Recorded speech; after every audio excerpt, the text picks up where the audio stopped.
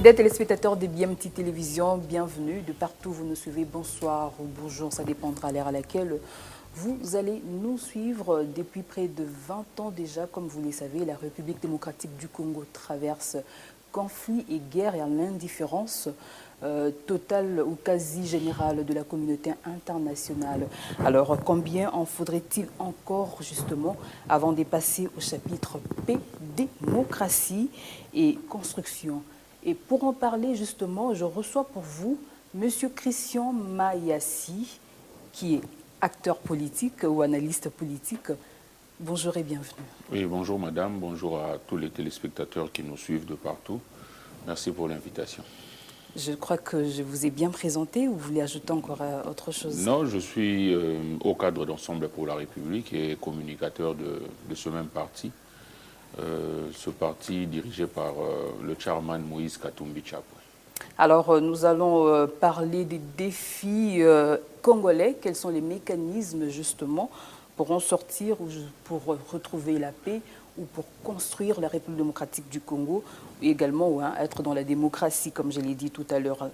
Alors, M. Christian Mayassi, dites-nous, on va quand même essayer de parler de la situation générale de la République démocratique du Congo. Oui, concernant les défis, tout d'abord, j'aimerais dire à nos téléspectateurs que l'opposition ou faire l'opposition ne signifie pas souhaiter que le mal ou le pire arrive à notre pays. Donc si nous sommes dans l'opposition, d'ailleurs le statut portant organisation de l'opposition le dit clairement que l'opposition peut proposer à l'exécutif lorsqu'il s'agit de l'intérêt national. Donc les défis auxquels notre population ou notre pays est confronté, premièrement je dirais que le plus grand défi c'est le défi sécuritaire. Parce que sans la sécurité, on ne peut rien faire. Vous savez que ça fait plusieurs décennies qu'à l'est de notre pays, ça tire. Il y a des massacres, il y a des millions de Congolais qui ont perdu la vie. Et nous souhaitons que le gouvernement que nous avons puisse mettre tout en place pour que la paix revienne. Mais justement, la paix revienne, que la paix revienne, mais sans pour autant que le Congolais puisse mettre, tous les Congolais justement, puissent mettre la main dans la pâte pour retrouver cette paix. Oui, les Congolais sont là. Moi, je pense que cette balle doit normalement être envoyée à ceux qui nous dirigent. Parce que nous avons vu aussi, nous constatons une absence d'une politique sécuritaire claire. Or, il s'agit là de la vie de près de 100 millions de personnes. Donc nous avons invité le gouvernement à prendre des mesures sérieuses, à mieux équiper nos forces armées. Vous vous souviendrez à la présentation du programme du gouvernement à l'Assemblée nationale, Maman Judith, la première ministre, en citant ces piliers, ces 6 piliers pour ce mandat, a placé la sécurité comme étant le 3e pilier. Nous avons vu que c'était quelque chose qu'il fallait modifier. Il fallait placer la sécurité comme le 1er pilier, parce que sans première position, parce que sans la paix, sans la sécurité, on ne peut pas avoir des investisseurs, on ne peut pas travailler ou étudier. Il n'y aura pas de reconstruction ni démocratie. Dans les bonnes conditions. Le deuxième défi, je pense que c'est les défis socio-économiques. Vous savez que le pouvoir d'achat du Congolais ne fait que se réduire tous les jours. Nous avons proposé, nous, Ensemble pour la République, que notre monnaie, le franc congolais, puisse avoir une force sur le marché.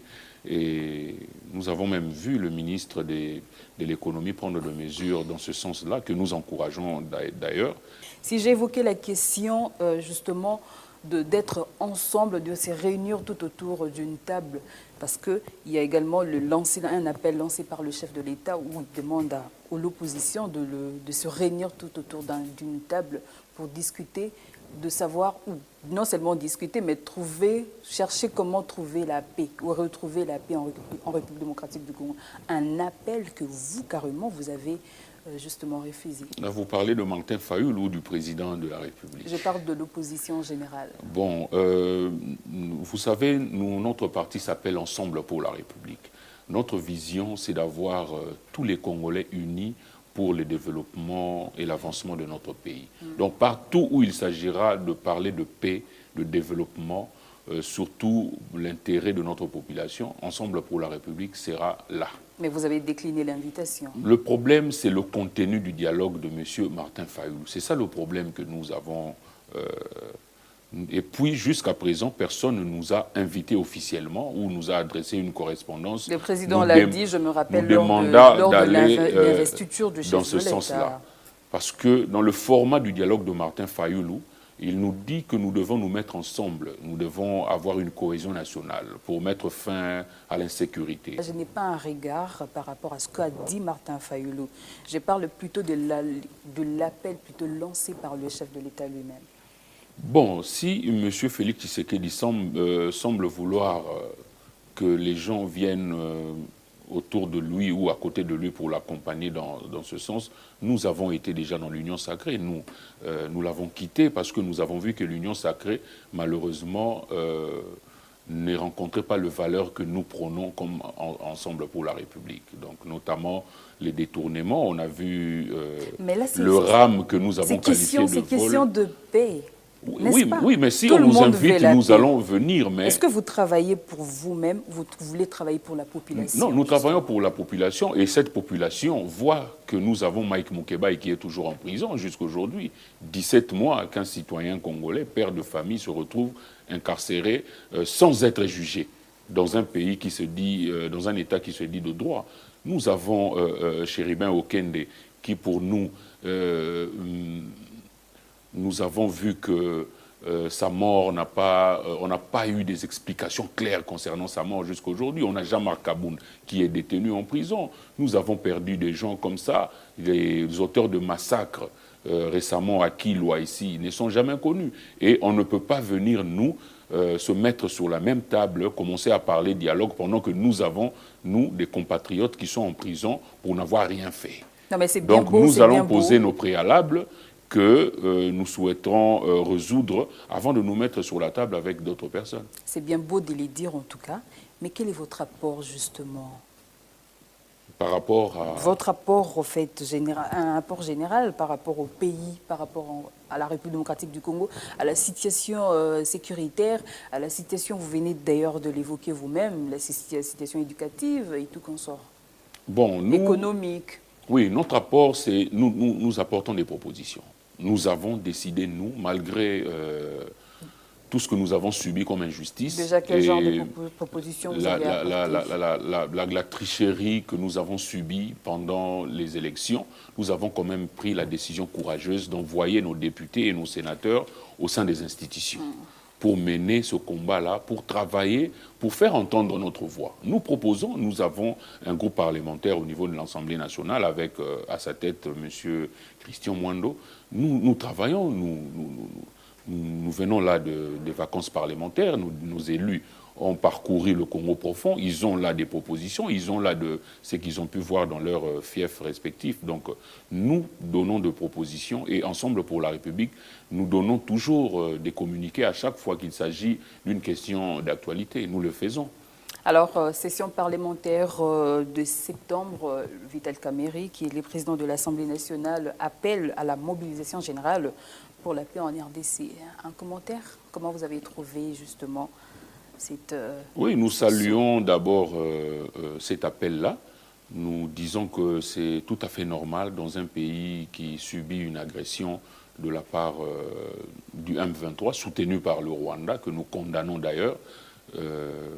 Nous disons que c'est plus important le Congo que nos intérêts personnels. Donc, pour me répéter, je dirais que Ensemble pour la République est prêt à venir s'asseoir sur une table avec les autres Congolais pour parler développement, pour parler paix. Mais nous avons de préalables que nous voulons... Mais c'est quoi ces préalables-là? Mais nous voulons d'abord avoir les garanties que ce que nous allons avoir comme conclusion seront appliqués. Parce que nous sommes aussi en face des gens qui ne respectent pas les accords et les engagements. Nous le savons. Nous avons des gens qui sont détenus. Je viens de parler de Mike Moukéba, Jean-Marc Kaboun et tout ça. Des gens qui sont incarcérés de manière injuste. Nous voulons que ces choses changent et nous allons poser ce préalable-là. Mais lorsqu'il s'agira de parler de paix, de développement, Ensemble pour la République et Moïse Katumbi seront toujours là. C'est très étonnant peut-être parce qu'aujourd'hui vous parlez de Mike Mukebai. On a vu avec comment est-ce que vous avez défendu avec acharnement Monsieur Salomon Kalonda. C'est tellement différent avec Mike Mukebai. Ensemble pour la République est une famille. Et dans la famille Ensemble pour la République, tout enfant compte. Mike Mukebai et Salomon Escadela ont tous deux été victimes d'une injustice de la part de ce régime. Nous avons soutenu Salomon Kalonda, nous avons même déclaré qu'il puisse retrouver sa liberté. Il a heureusement obtenu une liberté provisoire pour aller se faire soigner. Alors j'aimerais à ce qu'on puisse éteindre un peu sur les défis que doit relever la jeunesse congolaise. Vous êtes jeune, alors quels sont les défis que la jeunesse congolaise doit relever? Bon, moi je dirais que les défis de la jeunesse sont nombreux. Et il faudrait vraiment d'ailleurs que le gouvernement se penche sur cette question de la jeunesse parce que nous sommes un pays à près de 100 millions d'habitants où 65% de la population est jeune. Ça veut dire que nous avons une main-d'œuvre. Il faut donner de l'emploi à ces jeunes-là, il faut créer des emplois, il faut mettre les jeunes dans les conditions où ils peuvent se sentir non seulement considérés, mais aussi utiles pour cette nation. Donc, ce n'est pas normal que lorsqu'il s'agit d'envoyer les jeunes s'enrôler dans l'armée, nous voyons des communiqués chaque jour à la télé, mais lorsqu'il s'agit des entreprises ou quoi là, on ne voit rien. Donc nous disons que notre jeunesse congolaise est capable. Nous avons une jeunesse forte, mais qui malheureusement manque un encadrement, un soutien sérieux de la part de ceux qui nous dirigent. Et je pense que nous, Ensemble pour la République, comme parti politique, nous misons sur la jeunesse. Moïse Katumbi croit en la jeunesse congolaise et pour lui, ce pays ne peut pas se développer sans une jeunesse consciente et surtout forte. Mais vous avez déjà construit quoi, vous qui êtes, bien que vous n'avez pas encore le pouvoir, comme vous l'avez dit? Non, mais nous avons accompli beaucoup de choses. Hein. Il faut voir ce que Moïse Katumbi apporte au niveau de la jeunesse, tant sur le plan sportif qu'éducatif. Moïse Katumbi, c'est quelqu'un qui est près de jeunes, c'est quelqu'un qui a une vision pour la jeunesse de ce pays. C'est la raison pour laquelle nous voulons qu'il dirige ce pays un jour, parce que avec Moïse Katumbi, président de la République, notre jeunesse ne sera pas sacrifiée comme elle est aujourd'hui. Alors, quels sont les mécanismes justement à mettre en place pour relever ces défis-là? Les mécanismes, je dirais un bon encadrement et un éveil patriotique, parce que le ministre de la Jeunesse est aussi en charge de l'éveil patriotique. Malheureusement, l'onglet éveil patriotique, nous ne la voyons presque pas. Nous avons des jeunes qui se précipitent d'aller en Europe, des jeunes qui passent tout leur temps sur les réseaux sociaux. Mais il n'y a pas de mal quand même à aller en Europe. Non, mais ils vont en Europe parce qu'ici, il n'y a rien. Parce qu'ici, on ne leur propose rien. Pas d'emploi, aucune option, on finit les études, le chômage et tout ça. Ils préfèrent aller tenter leur chance ailleurs que de rester ici. Donc, nous disons qu'il faudrait encadrer cette jeunesse, surtout éduquer cette jeunesse. Parce qu'avec ce que nous vivons dans les réseaux sociaux, c'est comme si nous avons un peu perdu de la moralité.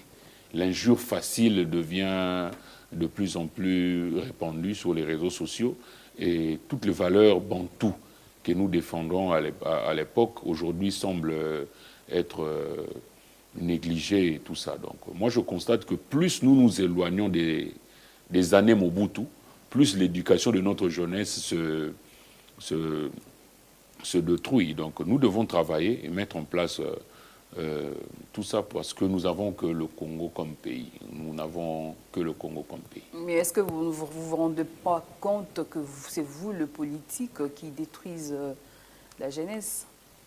Non, moi je pense que la responsabilité est partagée, hein, parce qu'il ne faut pas dire seulement les politiques qui détruisent la jeunesse. Le professeur d'université qui reçoit de l'argent pour donner des points à un étudiant, lui aussi détruit la jeunesse de son côté.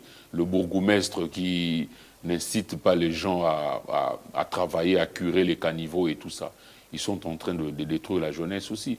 Lorsque nous ne construisons pas des bibliothèques, mais nous construisons des terrasses et des boîtes de nuit, nous contribuons aussi à à la destruction de cette jeunesse-là. Donc la responsabilité est partagée, mais du moins, malgré cela, il y a de jeunes Congolais qui sont conscients, qui sont sérieux dans ce qu'ils font. On a même vu l'un des ministres le plus dynamique de ce gouvernement n'a que 36 ans. C'est quelque chose que nous saluons et là, c'est une preuve que la jeunesse peut faire quelque chose. Il faut, même au sein de nos partis politiques, au sein de nos institutions, qu'on donne la place à la jeunesse et les résultats seront là. Donc là, j'encourage aussi les jeunes et il faut encourager ces jeunes-là qui se battent, qui sont architectes, qui sont entrepreneurs, qui sont journalistes. Dans tous les secteurs, il faut vraiment encourager cette jeunesse-là parce que le Congo de demain dépendra aussi de la jeunesse que nous avons aujourd'hui. Alors, les défis à relever sur le plan économique? Bon, sur le plan économique, nous devons encourager la production nationale parce que nous ne produisons presque rien ici au Congo. Nous avons une économie extravertie.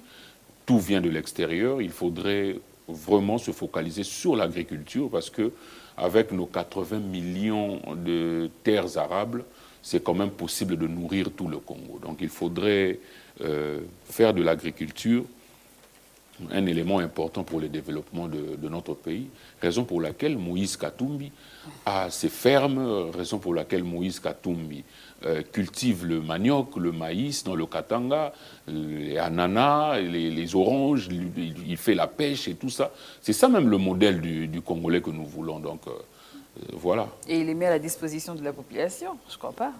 Non, mais ce n'est pas pour donner ça gratuitement, il vend. Ils vont à bas prix et il y a des Congolais qui travaillent dans ces usines-là. C'est déjà des emplois qui sont créés. Donc, c'est quelque chose que nous devons encourager. Alors, s'il est fait à grande échelle, d'accord, nous sommes d'accord avec vous.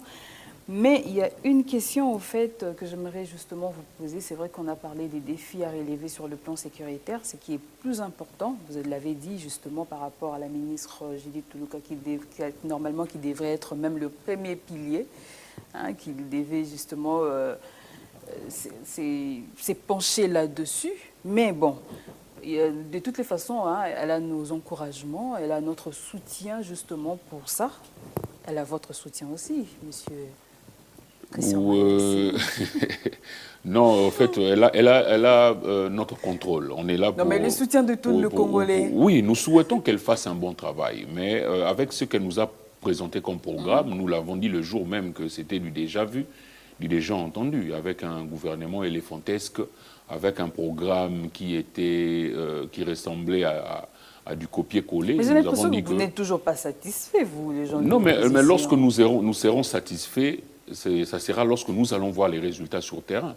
Les résultats sur terrain nous montrent que notre population manque du pain, de l'eau, n'a pas accès à l'électricité et la vie chère ne fait que s'empirer. Donc, c'est ce que nous constatons. Lorsque les choses changeront, notre population se rendra compte et nous viendrons ici pour dire que voilà, les choses se sont améliorées. Mais pour l'instant, nous ne voyons rien. Bon, le président de la République a dit qu'il fallait leur donner du temps. On attend. Mais il en a besoin. Il a besoin également de l'appui de tout le monde pour faire quelque chose. Oui, on est là. On est là. On est là. Nous attendons qu'ils fassent le travail, surtout qu'ils nous ont dit qu'ils avaient des acquis à préserver et que nous ne voyons pas jusqu'aujourd'hui. Donc, on attend. D'accord. Alors, paix, démocratie et reconstruction. La reconstruction, c'est tous les Congolais qui doivent mettre la main dans la pâte, justement, pour reconstruire la République démocratique du Congo. Et sur le plan politique, y a-t-il également des défis qu'on doit relever? Sur le plan politique. Oui, sur le plan politique, oui. Je pense que nous sommes un pays avec plus de 800 partis politiques. Je pense que c'est de trop. Les partis politiques ne peuvent pas sortir comme ça, comme des champignons. Il faut quand même que le gouvernement organise un peu cette manière de créer de partis politiques, parce qu'il y a même de partis politiques qui n'existent que de nom. Donc, pas de siège, rien du tout. Il y a lui-même le président qui se promène avec son petit sac avec tous les documents dedans. Et ce n'est pas du tout sérieux. Et puis, comment est-ce que la légitimité aussi. Il faut que les dirigeants qui dirigeront où le pays ou les institutions, soit les dirigeants qui sont véritablement élus de manière démocratique. Parce que distribuer des machines à voter aux gens pour se donner 73% aux élections et une majorité au Parlement, ce ne sont pas des choses que nous apprécions. Et je pense que la légitimité nous pose aussi problème. Parce qu'il faut des institutions légitimes, il faut que des élections s'organisent dans le délai constitutionnel et puis dans le respect du calendrier et de la loi électorale. 2028 Oui, nous attendons en 2028, mais 2028 se prépare aujourd'hui. Se prépare aujourd'hui. C'est regrettable la honte que nous avons tous vue du 20 au 27 décembre de l'année passée avec ce qui s'est organisé avec M. Denis Kadima et sa famille politique. C'était vraiment déplorable et nous disons que ce n'est pas de cette manière-là que nous construirons un Congo émergent. Mais néanmoins, il y a eu quand même élection et vous êtes allés aux élections aussi et on a vu, nous tous, comment ça s'est passé. De toutes les façons, vous avez dit que ça se prépare. Là, on doit s'attendre en 2028, justement, ce que ça va donner. Alors, fidèles téléspectateurs de BMT Télévision, justement, on est en train de parler de défis à relever en République démocratique du Congo et de proposer justement des solutions par rapport à tous les secteurs, à tous les secteurs justement, comme on a dit, secteur éducatif, secteur économique, secteur politique aussi, oui. Et aussi pour amener justement le pays à être développé. Parce que, au fait, l'idée c'est que on voudrait à ce que notre pays puisse décoller. Mais comment? C'est ça le grand problème. Comment? C'est ça les grands soucis de tous les Congolais. On n'a pas besoin à ce qu'on voit l'opposition et justement la majorité s'entretuer par rapport à tout ça. Le président, comme je venais de le dire tout au début, a lancé un appel. Ça, je me rappelle bien lors de son investiture. Mais a tendu la main à l'opposition et jusqu'à ce jour, aucune personne de l'opposition a accepté. Il a tendu la main aux opposants qui l'arrêtent presque tous les jours. Oui, mais s'il vous arrête, c'est parce que justement, il y a un petit souci. Il y a aussi un petit souci avec les détourneurs qui sont libres. Non, mais les détourneurs font pire que ça. Les détourneurs sont pires que ça. Je pense quand même que le pays ne peut pas se développer en détournant de sommes colossales. On a parlé d'un forage qui coûtait 300 000 $. Vous imaginez combien d'argent que le pays a perdu et aucune arrestation, aucun procès. Nous sommes là comme si de rien n'était. Donc nous disons qu'un pays ne peut pas se construire sans une justice équitable. Donc on a parlé de prisonniers politiques ici, de Mike Mukeba et les autres, sans compter même ceux qui sont contraints à l'exil. Donc pendant que ceux qui font du mal à la République, ceux qui détournent, ceux qui volent, passent chaque jour dans les rues de Kinshasa avec leurs belles voitures. Qu'est-ce que vous avez déjà applaudi jusque-là de tout ce qui a été réalisé? Non, mais lorsque nous verrons quelque chose de bien se réaliser, donc vous n'avez pas encore vu jusque-là quelque chose de bien? Jusque-là, nous n'avons pas vu. Peut-être l'arrivée des Léopards en demi-finale de la CAN. Peut-être ça. Mais jusque-là, nous n'avons rien vu de concret de la part de ce régime. Alors, quelles sont les pistes de solutions que vous proposez?